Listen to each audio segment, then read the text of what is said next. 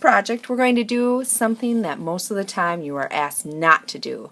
We're going to take two Play-Dohs and mix them together. You will get either red and yellow, maybe you'll get blue and yellow, and maybe you'll get red and blue. And we're going to take those primary colors and mix them together, just like this. Putting your primary colors together, you should have created a secondary color. In my case, mine created orange. And I'm going to get a piece of paper that matches the same color of my Play-Doh.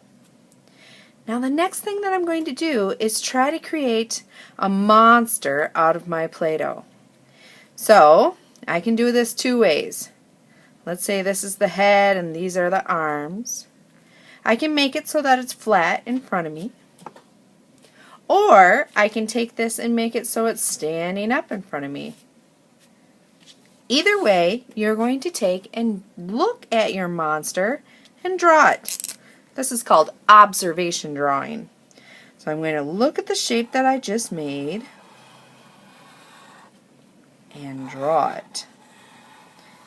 Go ahead and use your entire piece of paper.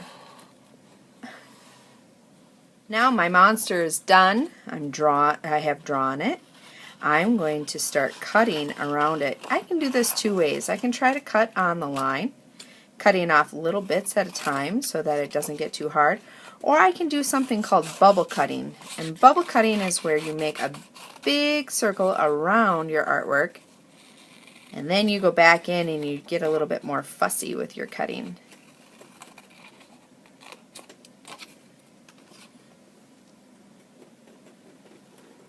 You can also use white paper to cut out eyes or teeth. On this one, I think I'm just going to put one big eye.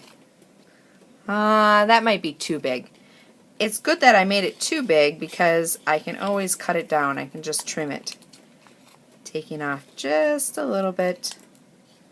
Oh yeah, that looks cool. I can use some scraps here to make teeth as well.